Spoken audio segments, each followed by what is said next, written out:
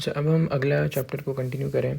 MDCAT की हम playlist बना रहे हैं जिसमें हम सारे बायो के डिफरेंट चैप्टर्स के पास पेपर्स को डिस्कस करें।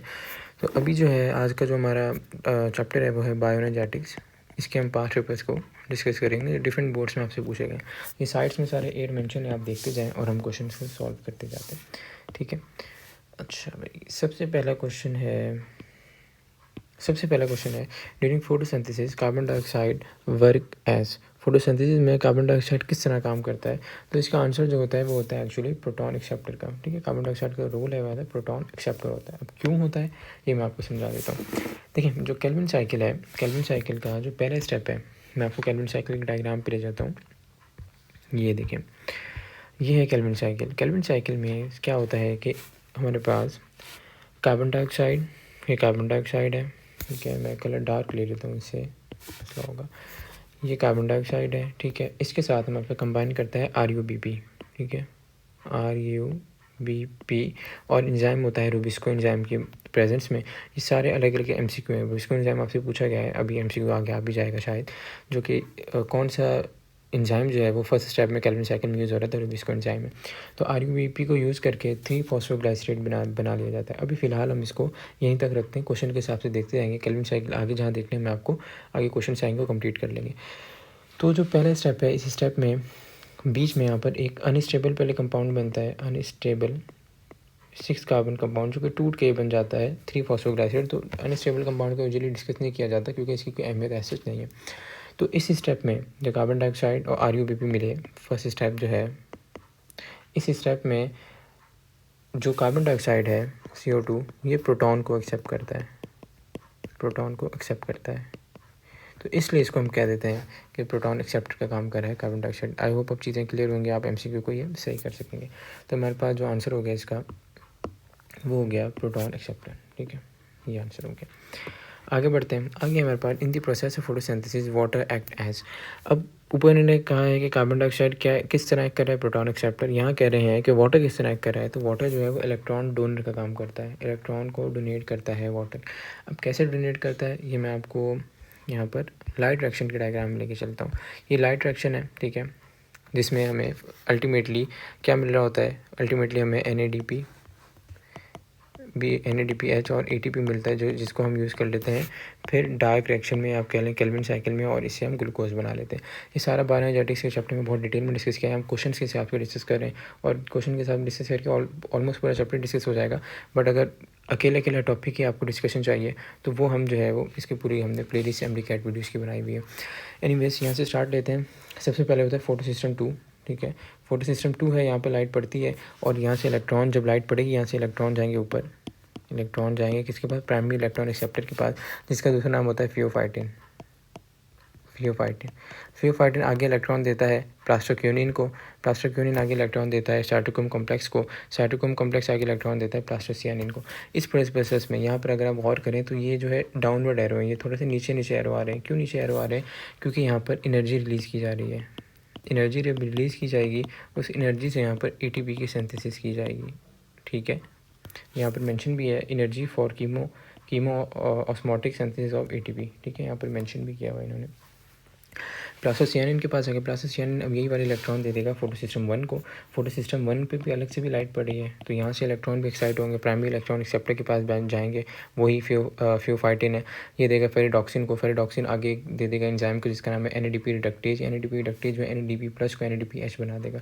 तो अल्टीमेटली हमें यहाँ से NADPH मिला, जो मैं आपको बताया था। ये एक एंड प्रोडक्ट है और एक एंड प्रोडक्ट जो ये ATP है, तो 2 एंड प्रोडक्ट हमें यहाँ से मिले। अब इनसे हम एनर्जी लेंगे केल्विन साइकिल में, जो आगे क्वेश्चन आएगा तो केल्विन साइकिल भी पूरा डिस्कस कर लेंगे, ठीक है। अब जो MCQ ये पूछ रहा है वो MCQ ये कह रहा है कि यहाँ पर जो फोटो सिस्टम 2 है, स्टार्ट में जो फोटो सिस्टम 2 है इसके पास यहाँ पर एक मौजूद होता है वाटर स्प्लिटिंग कॉम्प्लेक्स होता है, जो वाटर को तोड़ता है, ठीक है। जब वाटर को टूटेगा वाटर, तो यहाँ से इलेक्ट्रॉन्स को निकलेंगे, तो इलेक्ट्रॉन निकलेंगे, तो यहाँ से जो इलेक्ट्रॉन एक्साइड होकर ऊपर जा रहे थे, तो इलेक्ट्रॉन की कमी जो है, जो होल जो जनरेट हुआ इलेक्ट्रॉन के निकलने से, वो वाटर टूट के स्प्लिट होके वो होल को क्या कर देगा भाई, वो होल को फिल कर देगा। अब जब वाटर टूटता है तो क्या क्या बनता है, देखिए, अगर 2 वाटर मॉलिक्यूल टूटे हैं, ये बड़ा इंपॉर्टेंट है, ये भी आपने ध्यान में रखना है। तो हमें 4H+ आइन, इसके साथ 4 इलेक्ट्रॉन्स और इसके साथ एक ऑक्सीजन मॉलिक्यूल मिलता है। ठीक है, ये होल फिल कर देता है। 4 इलेक्ट्रॉन जो है, 2 वाटर मॉलिक्यूल टूटे, एक वाटर मॉलिक्यूल टूटेगा तो सिंगल लिख के देख लें भाई, 2 हाइड्रोजन आयन हो जाएंगे, 2 इलेक्ट्रॉन हो जाएंगे और हाफ ऑक्सीजन हो जाएगा, हाफ ऑक्सीजन। ठीक है, तो इसलिए मैंने यहाँ पर 2 मेंशन कर दिया क्योंकि ऑक्सीजन का मॉलिक्यूल पूरा हो जाए। तो यहाँ पर ये होल फिल कर देता है, तो इसलिए हम इसको नाम दे रहे हैं इलेक्ट्रॉन डोनर का। ठीक है, चीज़ें क्लियर होंगी आई होप सो। आगे बढ़ते हैं। The range of visible light is from, visible light क्या है भाई, वो वाली लाइट है जो कि विजिबल स्पेक्ट्रम में आती है, उसकी रेंज क्या है, उसकी रेंज एक्चुअली होती है 380 टू 750 नैनोमीटर, ये रेंज है इसकी। अब मैं इसका ना विजिबल स्पेक्ट्रम आपको दिखा देता हूँ ताकि आपके लिए थोड़ा सा क्लियर हो जाए चीज़ों को समझना। तो इसको हम कैसे याद रखते हैं भाई, इसको हम याद रखते हैं विब की ओर से, फिजिक्स में पढ़ा होगा। ये क्या है आपके पास, ये वॉयलेट है, Indigo, blue, green, yellow, orange, red, ये सारे कलर्स हैं। अब देखें, ये रहा वॉयलेट, ठीक है, ब्लू है, सियान है, ये इंडिगो होगा आपके पास, ठीक है, ग्रीन, येलो, ऑरेंज, रेड। तो यहाँ पर हम देखें इसकी रेंज क्या है, तो हमने देखी है अभी रेंज। तो रेंज कहाँ से आ रही है यहाँ पे आप खुद देख लें। सबसे मिनिमम नंबर ढूंढें इन सब में, सबसे minimum number I think so यहाँ पर आपको मिलेगा 450, 380, सॉरी 380 नंबर आपको सबसे मिनिमम मिलेगा। ठीक है, ये रहा 380, मैं आपको मार्क कर देता हूँ, ये रहा 380, और सबसे हाईएस्ट नंबर आपको मिल रहा है 750। ठीक है, तो किसके बीच में आ रहा है, 380 टू 750 नैनोमीटर इसकी रेंज। अब आपका जो आंसर हमने मार्क किया है वो देख लेते हैं। तो आंसर जो है यहाँ पर 380 टू 750 है। ठीक है, सबसे क्लोजेस्ट आंसर यही है। तो थोड़ा सा वैल्यू चेंज कर सकती है बट आंसर एक्चुअली वही होता है। आगे बढ़ते हैं। अगला एमसीक्यू आपसे ये कहता है कि what is the colour of chlorophyll B molecule. अब ये 2 चीज़ें आपको याद रखनी है। क्लोरोफिल ए का, तो क्लोरोफिल ए का कलर है वो है आपके पास ब्लू ग्रीन। ये दोनों अलग अलग एमसीक्यू आपसे पूछे गए हैं। और क्लोरोफिल बी का कलर है आपके पास येलो ग्रीन, ग्रीन दोनों में आ रहा है, एक में ब्लू है एक में येलो है। तो यहाँ क्या पूछा गया है, what is the colour of chlorophyll B molecule. मैंने बताया क्लोरोफिल बी का है येलो ग्रीन, तो आप बी ऑप्शन को मार्क कर देंगे, सिंपल। आगे बढ़ते हैं। अगला एमसीक्यू है which substance among the following hypothesised that plant split water to release oxygen as a by product with scientist है। ठीक है, विद साइंटिस्ट। तो ये जो साइंटिस्ट है ये थे वेन नील। अब वेन नील हाइपोथेसिस है एक जो पढ़ते हैं हम, मैंने आपको पढ़ाया भी है प्लेलिस्ट में, पूरी जो वीडियोस बनाई हैं। इस हाइपोथेसिस में है क्या, देखिए वेन नील ने क्या लिया, एक तरह के बैक्टीरिया लिए जिसको हम क्या कहते हैं, ग्रीन सल्फर बैक्टीरिया भी कह सकते हैं, ग्रीन सल्फर बैक्टीरिया। ठीक है, अब इन्होंने क्या किया कि भाई नॉर्मल जो है होती है फोटोसिंथेसिस, वो कैसे होती है normal photosynthesis, carbon dioxide plus water, और इसके नतीजे में CH2O का मतलब है आपके पास कार्बोहाइड्रेट बन रहा है, और वाटर और ऑक्सीजन, ये चीज़ें निकलती हैं। तो यहाँ पर हमने यूज़ किया वाटर, ठीक है, यहाँ निकल रही है ऑक्सीजन, ये चीज़ थोड़ी इंपॉर्टेंट है, ये मैंने मार्क की है। अच्छा, इन्होंने क्या किया, इन्होंने H2S को यूज़ कराया, कार्बन डाइऑक्साइड और H2S, बैक्टीरिया ने H2S को यूज़ किया, यहाँ वाटर जगह H2S ने रिप्लेस कर लिया, दोबारा मार्क कर रहा हूँ। ठीक है, कार्बोहाइड्रेट वैसे ही बना, इसके साथ जो H2O है, ठीक है, H2O वो भी बिल्कुल वैसे ही रिलीज़ हुआ, और इसके साथ ऑक्सीजन की जगह सल्फ़र रिलीज़ हो गया। तो यहाँ पर ये देखें का क्या चीज़ चेंज की, वाटर की जगह H2S यूज़ कर लिया, वाटर की जगह H2S यूज़ कर लिया, ऑक्सीजन की जगह सल्फ़र निकली। तो क्या मतलब, एक ही चीज़ चेंज किया हमने, वाटर की जगह H2S यूज़ किया है। तो ये जो ऑक्सीजन आ रहा था इसका मतलब यही है कि कहाँ से आ रहा था, हमने वाटर के यूज़ करने से। जब H2S यूज़ किया तो ऑक्सीजन हट गया यहाँ से, तो यहाँ आ गया सल्फ़र। ठीक है, तो ऐसे उन्होंने प्रूव कर दिया कि हमारे पास क्या हो रहा है, वाटर स्प्लिट करता है टू रिलीज ऑक्सीजन, तो वाटर ही है हमारे पास। कार्बन डाइऑक्साइड में भी ऑक्सीजन है, तो यहाँ से नहीं आ रही ऑक्सीजन, वाटर से आ रही है, ऐसे हमें पता चला। ठीक है, वेन नील हो गया। अच्छा, अब अगला एमसीक्यू है maximum photosynthesis occur at, maximum photosynthesis कहाँ होती है ये पूछना चाह रहे हैं। ठीक है, तो ये आपके पास हो जाएगा मैक्सिमम फोटोसिंथेसिस अकर एट, तो ये हो जाएगा blue light is given to the plant, ये इसका आंसर एक्चुअली। अब क्यों है blue light given to the plant, मैं इसको एक्सप्लेन कर देता हूँ। अच्छा भाई, मैक्सिमम फोटोसिंथेसिस ना ब्लू और रेड लाइट पे होती है, बट सबसे ज़्यादा ब्लू लाइट पे। ठीक है, तो ब्लू को ज़्यादा मेंशन करेंगे, यहाँ पर दोनों ऑप्शन दिए हैं बट ब्लू है, तो ब्लू ज़्यादा एप्रोप्रिएट आंसर है। अब क्यों है, देखिए क्लोरोफिल ए और क्लोरोफिल बी, ये दोनों क्या करते हैं, एब्जॉर्ब कर लेते हैं ब्लू लाइट को, एब्जॉर्ब ब्लू लाइट इफेक्टिवली, ठीक है, मतलब बहुत अच्छे से ब्लू लाइट को एब्जॉर्ब कर लेते हैं। जो लाइट बहुत ज़्यादा एब्जॉर्ब होगी, ज़्यादा लाइट एब्जॉर्ब हो गई तो एब्जॉर्ब करने के बाद फोटोसिंथेसिस होगा। कुछ ऐसी लाइट होती है एब्जॉर्ब नहीं हो पाती, तो उससे फोटोसिंथेसिस क्या होगा, फोटोसिंथेसिस उससे कम होगा, ठीक है। अच्छा, एक पॉइंट ये हो गया। उसके बाद जो कुछ कैरोटीनॉइड्स, आपको पता है एसेसरी पिगमेंट भी होते हैं प्लांट्स में, जो क्या करते हैं, जो लाइट को एब्जॉर्ब करते हैं, और लाइट को एब्जॉर्ब करने के बाद क्लोरोफिल ए को दे देते हैं ताकि क्या कर ले, वो आगे फोटोसिंथेसिस कर ले। तो खुद फोटोसिंथेसिस नहीं करा रहे होते, एक्चुअली एब्जॉर्ब करने में मदद दे रहे होते हैं। मिसाल के तौर पर क्लोरोफिल ए है और क्लोरोफिल बी है, ये कुछ स्पेसिफिक लाइट को एब्जॉर्ब नहीं कर पा रहे, तो कैरोटीनॉइड्स हैं जिसको एसेसरी पिगमेंट्स कहते हैं, वो स्पेसिफिक लाइट को एब्जॉर्ब करके क्लोरोफिल ए को दे देंगे ताकि लाइट जो है ज़ाया ना जाए। तो कैरोटीनॉइड भी एब्जॉर्ब करें ब्लू लाइट के, क्लोरोफिल ए भी करा है, क्लोरोफिल बी भी करा है, तो ब्लू लाइट की एब्जॉर्प्शन जो है मैक्सिमम हो रही है। इसी वजह से ब्लू लाइट में प्लांट जो है फोटोसिंथेसिस भी मैक्सिमम करें। अगला एमसीक्यू देखते हैं, magnesium is an important nutrient in plant for the formation of. तो मैग्नीशियम जो है वो फॉर्मेशन, क्लोरोफिल की फॉर्मेशन में बड़ा इंपॉर्टेंट रोल अदा करता है। तो यहाँ पर देखें, मैंने आपको यहाँ पर सिर्फ ये दिखाना है कि यहाँ पर जो सेंट्रल एटम है वो क्या है, वो एक्चुअली क्लोरोफिल है, ठीक है। यहाँ पर ये देखें, ये सेंट्रल एटम जो आ रहा है ये एक्चुअली क्या है, क्लोरोफिल है। इसका पूरा स्ट्रक्चर, इसका फॉर्मूला हमने क्लोरोफिल ए और क्लोरोफिल बी का आगे एमसीक्यू आएगा वो देख लेंगे, बट यहाँ पर मुझे सिर्फ ये आपको चीज़ यहाँ पर मार्क करानी है कि यहाँ पर क्लोरोफिल जो है वो कितना इंपॉर्टेंट है, ठीक है। अच्छा भाई, हो गया क्लोरोफिल, हो गया यहाँ पर, ठीक है। अच्छा, आगे बढ़ते हैं। इसके बाद है ऑक्सीजन इज अवेलेबल। अगर ऑक्सीजन को अवेलेबल कर दिया जाए, complete break down of glucose produces dash molecule of in prokaryotes. तो ये इसका आंसर 38 होता है, ठीक है।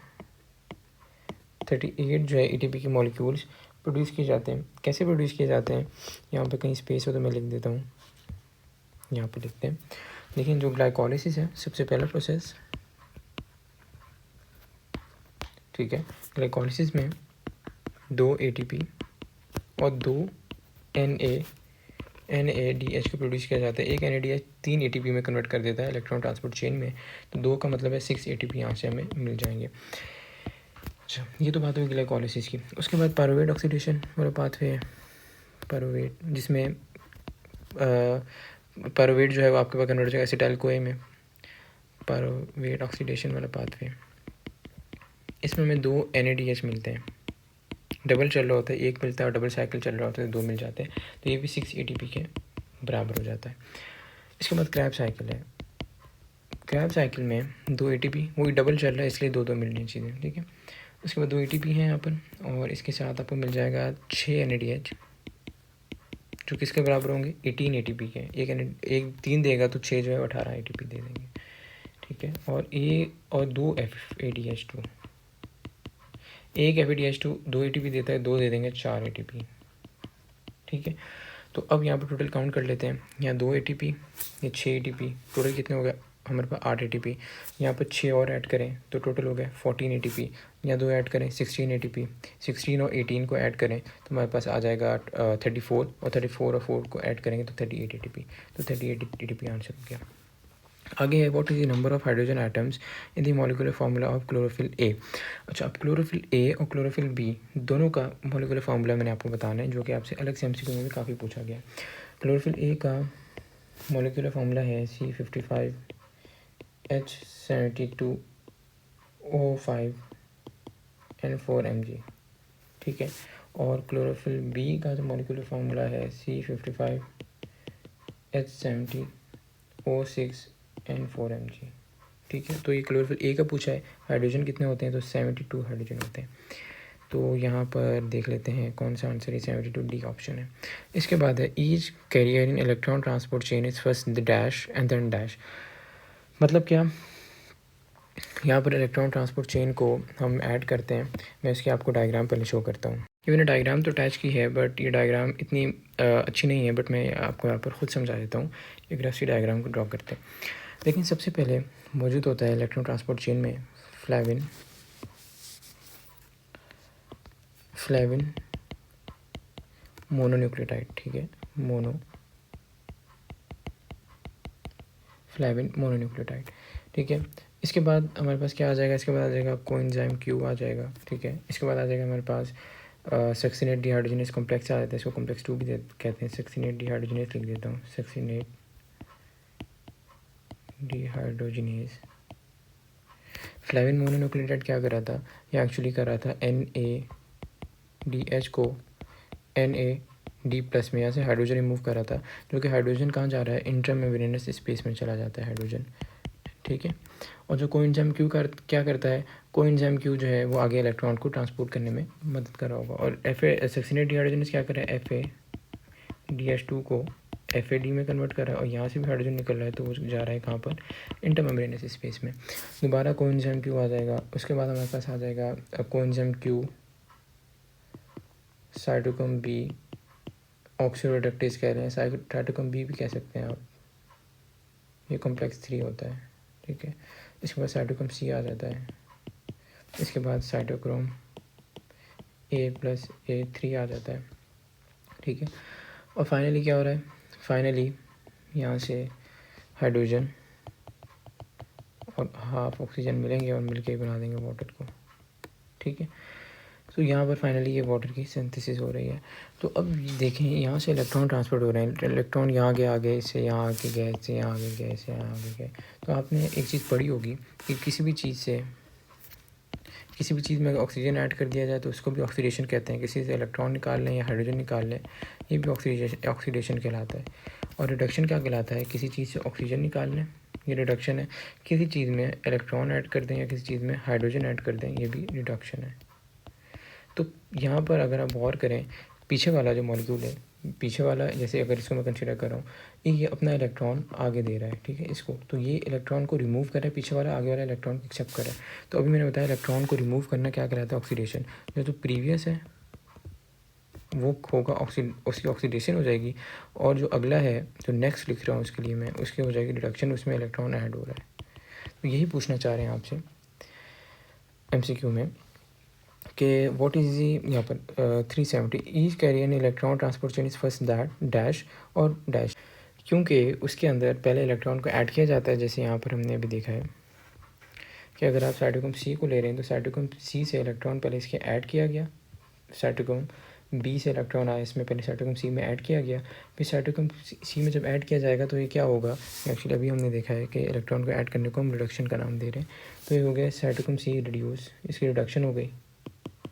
फिर ये इलेक्ट्रॉन आगे साइटोक्रोम A3 को देगा, तो क्या हो जाएगा, इलेक्ट्रॉन निकाल दिया उसने तो इसकी ऑक्सीडेशन होगी। तो पहले रिडक्शन होगी, उसके बाद क्या होगी, ऑक्सीडेशन होगी, ठीक है। तो यहाँ पर डी इसका ऑप्शन हो गया। आगे मूव करते हैं, आगे है इलेक्ट्रॉन ट्रांसपोर्ट चेन एक्सप्लेन्स।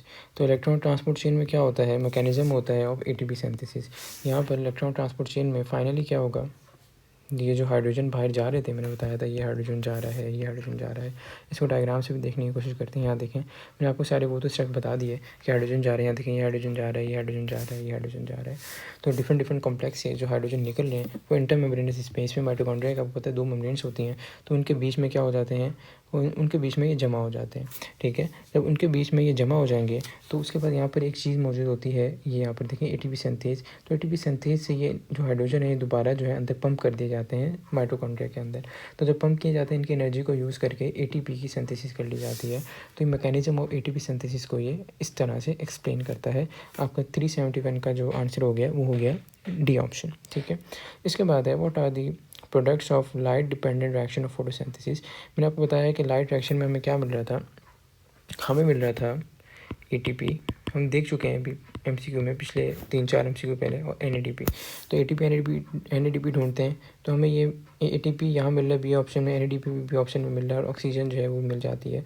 तो हमें बी इसका जो है वो सबसे करीब आंसर होगा। यहाँ पर ये 2 ऑप्शन तो हो नहीं सकते। उसके बाद यहाँ पर ATP और उसके साथ NAD दिया हुआ, NADP नहीं दिया हुआ, तो बी ऑप्शन हो गया इसका। उसके बाद ईच ग्रैनम कंसिस्ट ऑफ, अब सबसे पहले तो हमें ये पता होना चाहिए कि ग्रैनम क्या है, ठीक है। Each granum consist of dash thylakoid, सबसे पहले बताना चाहिए कि ग्रैनम क्या है। उसके पहले मैं आपको ग्रैनम की डायग्राम दिखाता हूँ। तो ये जो है आपके पास, ये है क्लोरोफिल का स्ट्रक्चर, ठीक है। तो यहाँ पर देखें, यहाँ पर देखें तो ये जो आपको सिक्के नुमा स्ट्रक्चर दिख रहे हैं, ऐसे ऐसे सिक्के नुमा स्ट्रक्चर, एक को हम नाम देते हैं थाइलाकॉइड का।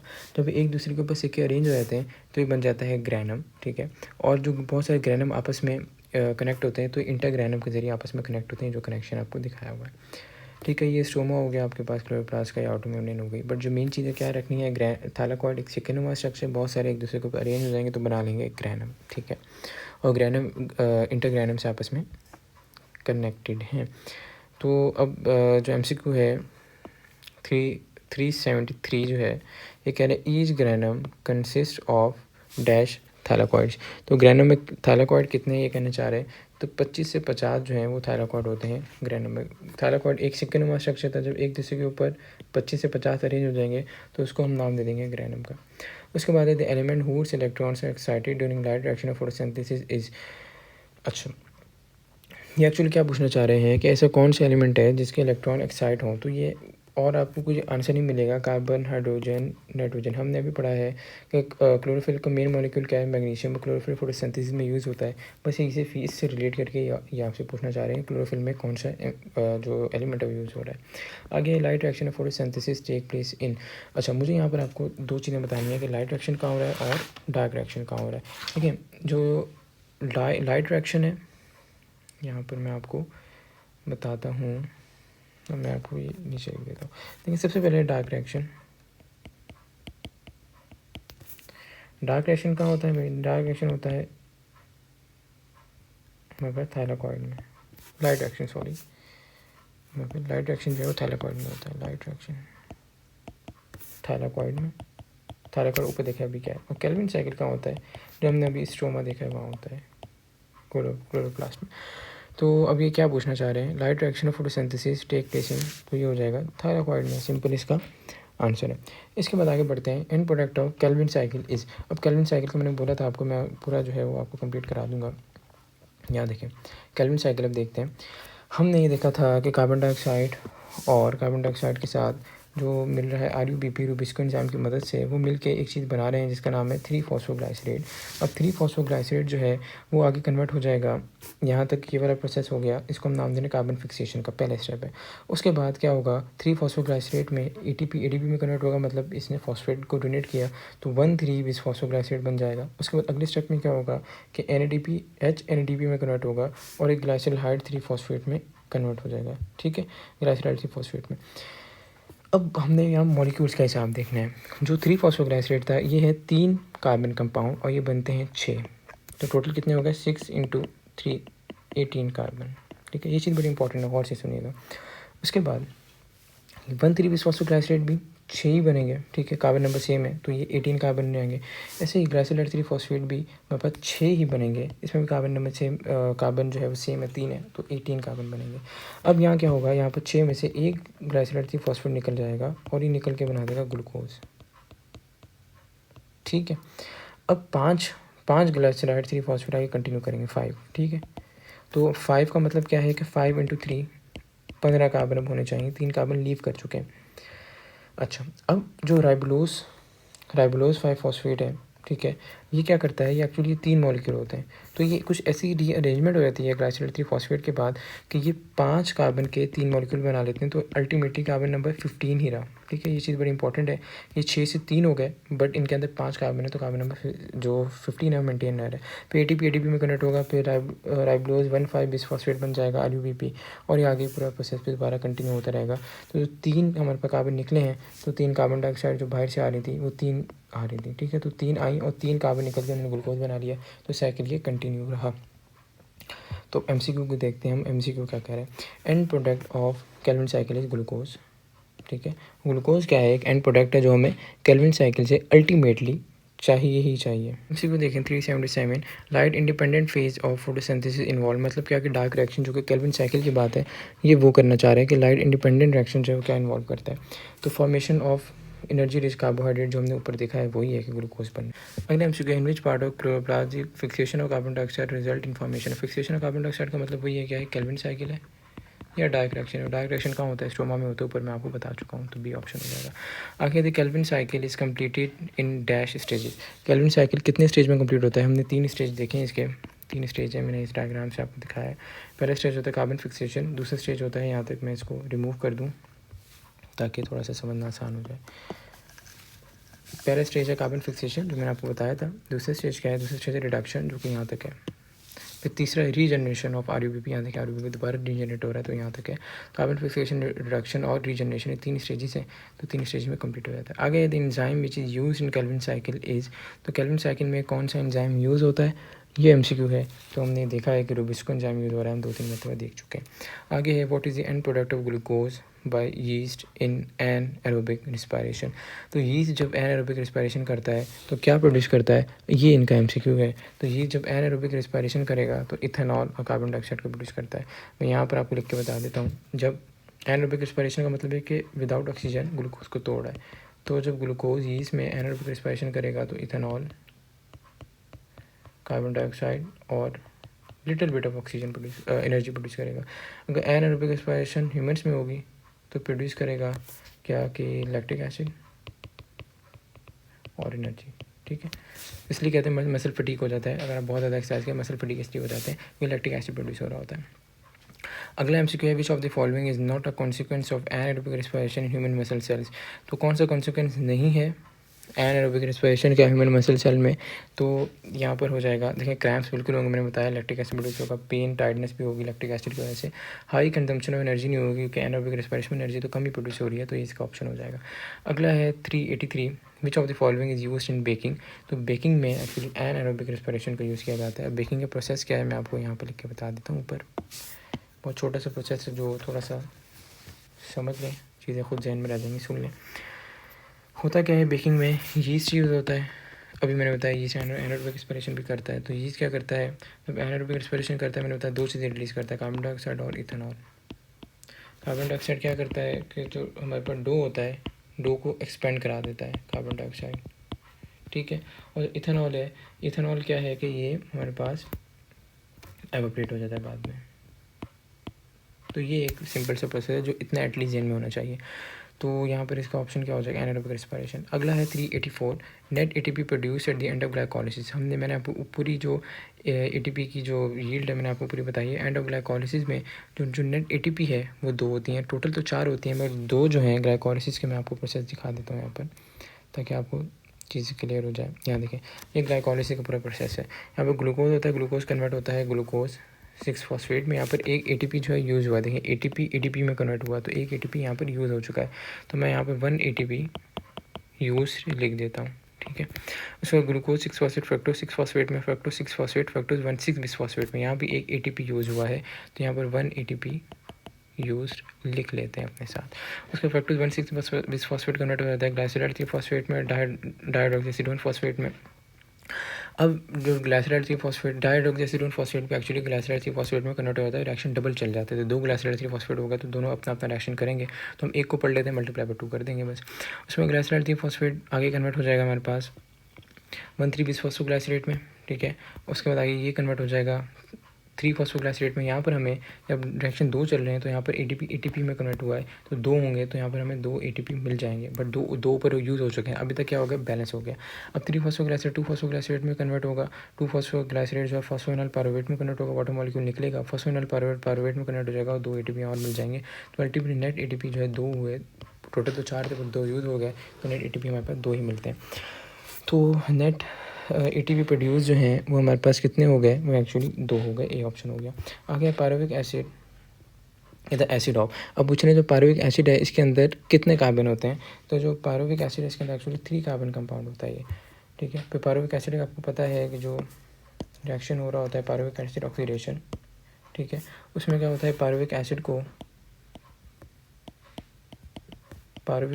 को कन्वर्ट कर लिया जाता है एसिटाइल को ए में, जो कि 2 कार्बन कंपाउंड है, ये कितने 3 कार्बन कंपाउंड है, तो बीच में से कोई कार्बन निकलना चाहिए तो कार्बन डाइऑक्साइड निकल जाता है, तो ये हमारे पास हो गया 3 कार्बन कंपाउंड। अगला है 386 देखिए in aerobic respiration glucose molecules is completely broken down into carbon dioxide water and, aerobic respiration में कार्बन डाइऑक्साइड मिलती है, वाटर मिलता है, उसके साथ में 36 ATPs भी मिल जाते हैं, तो डी इसका ऑप्शन हो गया। ठीक है। इसके बाद अगला एमसीक्यू है, which of the following is used in baking. ये वही एमसीक्यू है एनारोबिक रेस्पिरेशन जो मैंने आपको ऊपर समझाया है। उसके बाद what is which is the major event in electron transport chain. Electron transport chain major event क्या है, मैंने ये भी एमसीक्यू पहले देख चुके हैं। एटीपी सिंथेसिस होती है, एटीपी सिंथेसिस से जो हाइड्रोजन को बाहर पंप किया था वो आते हैं और वो एटीपी बनवा देते हैं। उसके बाद अगला MCQ 389, out of 36 ATPs how many are produce in electron transport chain. ये बड़ा टिपिकल सवाल है। इसका अगर आपको पूरा यील्ड का पता होगा तो आप कर पाएंगे। तो मैं इसके लिए आपको यहाँ पर ब्लैंक पेज पे ले जाता हूँ ताकि आपको यहाँ पर समझाना थोड़ा सा आसान हो जाए। देखें टोटल जो एटीपी की यील्ड है वो क्या होती है, मैं सारे प्रोसेस से आपको लेके चलता हूँ। ग्लाइकोलिसिस है, ग्लाइकोलिसिस में हमारे पास जो एटीपी बनते हैं वो होते हैं 2 एटीपी। इसके साथ हमें 2 NADH में मिलते हैं। मैं इसको NADH का और FADH का कलर में चेंज करता हूँ। एंड पे आपको बताऊँगा क्यों कलर में चेंज कर रहा हूँ। वाइट कलर से मैं लिखूँगा NADH FADH 2 NADH। ठीक है।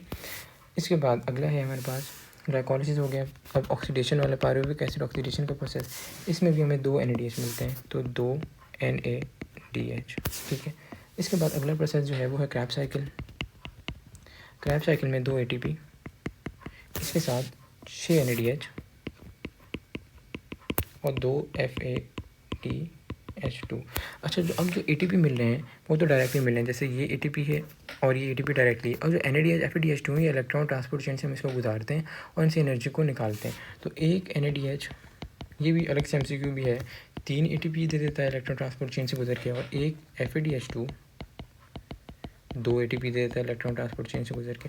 तो यहाँ हम देख लेते हैं, यहाँ 2 NADH हैं तो इसका मतलब ये देगा हमें 6 ATP इलेक्ट्रॉन ट्रांसपोर्ट चेन से गुजर के।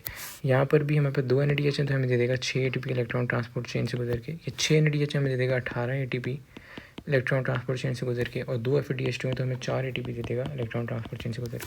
ऐड करते हैं 6 + 6 + 18 + 4, टोटल कितना हो जाएगा हमारे पास, ये हो जाएगा 34 ATPs। ठीक है। तो ये सिंपल है, इतना मुश्किल नहीं है, बट आपको ओवरऑल सारी यील्ड का पता होगा तब आप ये आंसर कर पाएंगे, अदरवाइज आप ये आंसर नहीं कर पाएंगे। अच्छा, अब देखें MCQ नंबर 389 के out of 36 ATPs how many are produce in electron transport chain. तो अब यहाँ पर इन्होंने थोड़ा और टिपिकल कर दिया कि इन्होंने क्या किया है कि यहाँ पर इन्होंने 34 का ऑप्शन दिया, 32 का, 30 का और 28 का। तो हम यहाँ पर इन्होंने क्या कहा, आउट ऑफ 36 ATPs, इन्होंने 38 नहीं कहा। तो हमने यहाँ दिखा पहले कि यहाँ पर 2 ATP ग्लाइकोलिसिस से डायरेक्ट आ रहे हैं और 2 ATP क्रैब साइकिल से डायरेक्ट आ रहे हैं, तो इनको हम कभी भी माइनस नहीं कर सकते। तो हम 36 में से हमें ये 2 जो है वो निकालने पड़ेंगे। ये तो हमें डायरेक्टली मिल रहे हैं, तो 36 से 2 निकालेंगे तो हमें मिलेगा एक्चुअली 32। अगर ये कहते हैं आउट ऑफ 38 ATP तो हम 34 मार्क करते हैं, क्योंकि 2 को हमने सब्सट्रैक्ट करना है। तो मैंने आपको ओवरऑल यील्ड तो बता दी, बट सिंपल इसका तरीका ये है कि जो जितने भी ATP का हो, 36 का हो तो -4 करते हैं, 38 का हो तो -4 करके आंसर कर दें, तो ये इसका आंसर 32 हो जाएगा। ये थोड़ा टिपिकल सवाल बनाया है और ये काफ़ी बच्चे जो है इस क्वेश्चन में फंसे होंगे इस ईयर में। अगला MCQ है the major enzymes involve in transfer of phosphate group from ATP to glucose. जो काइनेज होता है, यहाँ देख भी लेते हैं, मैं आपको ग्लाइकोलिसिस में ही दिखा देता हूँ, हमने जो भी पढ़ा है, ये हमने पढ़ा है ग्लाइकोलिसिस। यहाँ देखें, ये है ऊपर एंजाइम मेंशन हेक्सोकाइनेज, ऊपर वाला ये वाला एंजाइम, मैं इसको रब करके फिर मार्क करता हूँ। ऊपर वाला एंजाइम देखें, ये है आपके पास हेक्सोकाइनेज। ठीक है। तो काइनेज जो है ये एंजाइम इन्वॉल्व होता है, एक सेकंड मुझे दीजिएगा। तो ये जो काइनेज है हमारे पास, ये एंजाइम ये इन्वॉल्व होगा आपके पास ये इस ट्रांसफ़र में। ठीक है। ये काइनेज हेक्सोकाइनेज जो आ रहा है। अच्छा भाई, अब आगे बढ़ते हैं। अगला MCQ जो है the energy is dash by the break down of complex molecule into simpler ones, such reaction are called catabolic reaction. तो जो कैटाबॉलिक रिएक्शन में क्या कह रहे हैं, एनर्जी रिलीज़ होगी या एनर्जी जो है वो हम देंगे। तो एनर्जी रिलीज़ होती है कैसे, आप देखें, अगर कार्बोहाइड्रेट को ग्लूकोज में तोड़ें, बड़े से छोटे मॉलिक्यूल में तोड़ा और एनर्जी को क्या करें, रिलीज़ करें, तो ये एनर्जी रिलीज़ इसका ऑप्शन हो जाएगा। अगले MCQ देखते हैं, विच of the following is and product of anaerobic respiration. Anaerobic respiration का एंड प्रोडक्ट हमने ऊपर भी देखा है, इथेनॉल कह लें या इथाइल अल्कोहल कह लें, ये एक ही बात है। इलेक्ट्रिक एसिड नहीं दिया हुआ तो यही मार्क करेंगे। What is the importance of Krebs cycle. Krebs cycle की इंपॉर्टेंस क्या है कि production of ATP molecule through oxidative phosphorylation होता है। अब मैं ये इसका क्रैब साइकिल पूरा आपको दिखा दूँ, ये बात आपको इस टर्म समझ आ जाएगी कि एक्चुअली कहना क्या चाह रहा है। तो ये है आपके पास क्रैब साइकिल। क्रैब साइकिल में सबसे पहले क्या है एसिटाइल कोए आया जो पायरुवेट ऑक्सीडेशन से बना, उसके बाद ऑक्सैलो एसिटेट मिला, सिट्रेट बन गया, सिट्रेट कन्वर्ट हो गया आइसोसिट्रेट में, आइसोसिट्रेट कन्वर्ट हो गया अल्फा कीटोग्लूटारेट में। इस प्रोसेस में दो काम हो रहे हैं, कार्बन डाइऑक्साइड को निकाला जा रहा है और NAD+ को NADH में कन्वर्ट किया जा रहा है। ठीक है, तो कन्वर्ट हो जाएगा अल्फा कीटोग्लूटारेट में, अल्फा कीटोग्लूटारेट कन्वर्ट होगा सक्सिनाइल को ए में। यहाँ पर भी सेम ही दो काम होंगे, इसके साथ को एंजाइम ए को भी ऐड कर दिया जाएगा, इसलिए को ए आ रहा है। उसके बाद अब कोएंजाइम ए को यहाँ जो ऐड किया गया था अगले स्टेप में कोएंजाइम ए को निकाल लिया गया, और जो निकालने से जो एनर्जी मिली उसको हमने कन्वर्ट किया GDP को GTP में, और GTP को फिर ADP को ATP में कन्वर्ट कर लिया। तो ये एक्चुअली ऑक्सीडेटिव फॉस्फोराइलेशन जो आपसे पूछा जा रहा है। सक्सिनेट बन गया, सक्सिनेट फ्यूमरेट में कन्वर्ट हो जाएगा, फ्यूमरेट मेलेट में, मेलेट ऑक्सैलो एसीटेट में, प्रोसेस चलता रहेगा। तो यहाँ पर ये इसका ऑप्शन जो सी हो गया। उसके बाद दीजिए acceptor of carbon dioxide in Krebs cycle. Krebs cycle में कार्बन डाइऑक्साइड को एक्सेप्ट कौन करता है, तो हमारे पास यहाँ पर हमने अभी पढ़ा है ये क्रैब साइकिल पूरा। ठीक है, तो इसी का पूछ रहे हैं कि यहाँ पर इसको एक्सेप्ट कौन करेगा, तो इसको एक्सेप्ट जो है वो करता है RUBP। यहाँ पर क्रैब साइकिल नहीं होगा, यहाँ पर केल्विन साइकिल होगा। ठीक है, मैं भी वही देख रहा था क्रैब साइकिल क्यों लिखा हुआ है यहाँ पर, तो कुछ नहीं मिलेगा। RUBP जो केल्विन साइकिल हमने पढ़ा है वो है। उसके बाद anaerobic respiration compare to aerobic respiration it produces, anaerobic respiration less ATP कम एनर्जी प्रोड्यूस करता है। ठीक है, तो ये हो गया। उसके बाद विच of the following is opposite of condensation reaction. Condensation reaction क्या होता है, एक्चुअली बायोमोलिक्यूल का पार्ट है। कंडेंसेशन क्या है, दो मॉलिक्यूल हैं, इनको मिला के ज्वाइन कर दिया गया और बीच में से वाटर को निकाल लिया, ये कंडेंसेशन। हाइड्रोलिसिस का ऑपोजिट है क्या, कि दो मॉलिक्यूल हैं, इसको क्या किया, अलग कर दिया गया और इसमें वाटर ऐड करके अलग कर दिया गया, हाइड्रोलिसिस है। तो ये दोनों ऑपोजिट प्रोसेस होते हैं, तो हाइड्रोलिसिस का डी ऑप्शन है। उसके बाद the carotenoids absorb light in the visible spectrum between dash and dash wavelength. तो मैंने बताया था कैरोटिनॉइड्स क्या हैं, ये एसिडिक पिगमेंट हैं जो क्लोरोफिल A और B नहीं एब्जॉर्ब कर पा रहे, वो ये एब्जॉर्ब करते हैं। तो कैरोटिनॉइड अब किस वेवलेंथ में लाइट को एब्जॉर्ब करेंगे, तो वो एक्चुअली होती है 500 to 600 नैनोमीटर की वेवलेंथ में ये लाइट को एब्जॉर्ब कर रहे होते हैं। उसके बाद अगला है in the non cyclic electron transport of reaction the deficient of dash electron occur in the chlorophyll as it absorbs energy. अच्छा, तो कितने इलेक्ट्रॉन का डेफिशिएंट होगा जब वो एनर्जी को एब्जॉर्ब कर लेगा, ये मैं आपको ना यहाँ से समझाता हूँ पहले, फिर हम वो नंबर देख लेंगे। नंबर तो याद करने वाली चीज़ है। लाइट रिएक्शन हमने देखा था इधर। ठीक है, तो लाइट रिएक्शन हमने देखा था इलेक्ट्रॉन निकल रहे हैं यहाँ से फोटो सिस्टम 2 से फोटो सिस्टम 1 से निकल के आगे पूरी चेन में जा रहे हैं। ठीक है, अभी हमने इसी वीडियो में देखा, तो जो इलेक्ट्रॉन निकल रहे हैं वो एक्चुअली दो इलेक्ट्रॉन निकलते हैं, दो इलेक्ट्रॉन डेफिशिएंट होता है। अब ये जो कह रहे हैं कि नॉन साइक्लिक का मतलब ये है कि जो साइक्लिक फ्लो होता है, यहाँ पर जब प्राइमरी इलेक्ट्रॉन एक्सेप्टर के पे आया, पैराडॉक्सिन पे NADP डक्टेज और ये NADPH बना लेगा, ये इलेक्ट्रॉन वापस नहीं आते। कुछ इलेक्ट्रॉन क्या होते हैं, कुछ इलेक्ट्रॉन फ्लो करते रहते हैं, जैसे जो उन्होंने एरो से शो किया भाई साइक्लिक फ्लो है, मतलब कि इलेक्ट्रॉन तो आए नहीं होंगे। प्राइमरी इलेक्ट्रॉन एक्सेप्टर पे आए, ये दोबारा पैराडॉक्सिन पे आएंगे, सिर्फ पैराडॉक्सिन दोबारा साइटोक्रोम कॉम्प्लेक्स क्लासेस यानी दोबारा फोटो सिस्टम 1 दोबारा प्राइमरी इलेक्ट्रॉन एक्सेप्टर, तो ये इस दायरे में घूमते रहेंगे और इसका एम ये होता है कि जल्दी जल्दी एनर्जी को प्रोड्यूस कर लिया जाए। ठीक है, तो यहाँ पर जो ये नाम ले रहे हैं नॉन साइक्लिक का, तो उसका मतलब है कि इलेक्ट्रॉन वापस नहीं आएंगे। तो कितने इलेक्ट्रॉन जाते हैं, एक्चुअली 2 इलेक्ट्रॉन जाते हैं। ठीक है, उसके बाद what is the number of carbon in pyruvic acid. ये वही MCQ दोबारा आ गया कि नंबर ऑफ कार्बन कितने होते हैं पायरुविक एसिड में, तो एक्चुअली 3 होते हैं, देख चुके हैं हम। उसके बाद है what is flavin adenine dinucleotide. Flavin adenine dinucleotide क्या है, ये एक्चुअली कोएंजाइम है। कोएंजाइम क्या करता है, ये एक्चुअली मदद कर रहा होता है एंजाइम्स की, तो FAD NAD सारे कोएंजाइम्स होते हैं। इसके बाद है when light falls on P700 which event is likely to occur. अच्छा, अब P700 क्या है और P680 दो होते हैं। जो फोटो सिस्टम 2 है, फोटो सिस्टम 2 इसको P680 का नाम देते हैं और फोटो सिस्टम 1 इसको P700 का नाम देते हैं। क्यों, क्योंकि ये इनकी उस पर नहीं है कौन पहले कौन बाद में, ये इसकी एक्चुअली एब्जॉर्प्शन की जो स्ट्रेंथ है उसके ऊपर इसको नाम दिया। P का मतलब है। अच्छा, अब जो MCQ है व्हेन लाइट फॉल 401 MCQ देखें, when light fall and P700 which event is likely to occur. तो P700 पे जब लाइट जाएगी तो ये क्या हो जाएगा, ऑक्सीडाइज हो जाएगा, क्योंकि इसमें से इलेक्ट्रॉन निकल के आगे चले जाएंगे, तो ऑक्सीडाइज इसका आंसर हो जाएगा। इसके बाद अगला MCQ है which of the following molecule are released after completion of light reaction and then utilize in the dark reaction of photosynthesis. मैं 2-3 दफ़ा आपको बता चुका हूँ कि ATP और NADP हमारे पास बनता है और उसको आगे फिर यूज़ कर लिया जाता है, तो ATP और NADP ए ऑप्शन इसका हो जाएगा। NADPH अलग चीज़ होता है, वो यहाँ पर नहीं है, हम NADP पढ़ते हैं। अच्छा, उसके बाद है what are the end products of light reaction of photosynthesis. तो लाइट रिएक्शन ऑफ फोटोसिंथेसिस के एंड प्रोडक्ट पूछे हुए इन्होंने, तो यहाँ पर ऑप्शन यही बनेगा हमारे पास ATP NADPH। यहाँ पर NADP होना चाहिए, बट इन्होंने और कोई ऑप्शन नहीं दिया हुआ, तो हम मार्क यहाँ पर यही कर सकते हैं। आगे synthesis of ATP during photosynthesis take place in the reason.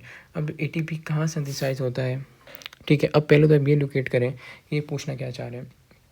Actually पूछना चाह रहे हैं लाइट रिएक्शन, ठीक है, क्योंकि ATP NADPH कहाँ होता है, बनता है लाइट रिएक्शन में। तो हमारे पे थायराकॉइड में होता है लाइट रिएक्शन, और डार्क रिएक्शन कहाँ होता है, स्ट्रोमा में। ये चीज़ मैं आपको बता चुका हूँ पहले भी 2 मरतबा। तो ये थोड़ा सा घुमा के बस सवाल पूछ लिया उन्होंने। आगे the final acceptor of both electron and proton during light reaction of photosynthesis is. अब फाइनल एक्सेप्टर कौन है ये हम देख भी चुके हैं कि फाइनल एक्सेप्टर NADP और आगे कन्वर्ट हो रहा था वो NADPH में। यहाँ देख लेते हैं हम, लाइट रिएक्शन है, हमने इसकी डायग्राम यहाँ अटैच की हुई है। ये देखिए फाइनल NADP ले रहा है इलेक्ट्रॉन को, NADPH में कन्वर्ट हो रहा है। तो ये बड़ा आसान से MCQ है। अगर आपको ये चीज़ें थोड़ी सी ये जो डायग्राम्स भी विजुलाइज हो तो आप ये कर सकते हैं। उसके बाद the only copper containing protein involve during light reaction of photosynthesis. अब मैंने आपको ये बताना है कि कौन सी कॉपर कंटेनिंग है, कौन सा जो एलिमेंट है वो कंटेनिंग है। थोड़ा सा देख लें, आसानी हो जाएगी MCQ सॉल्व करने में। देखें जो प्लास्टो सियानिन होता है इसके अंदर कॉपर होता है।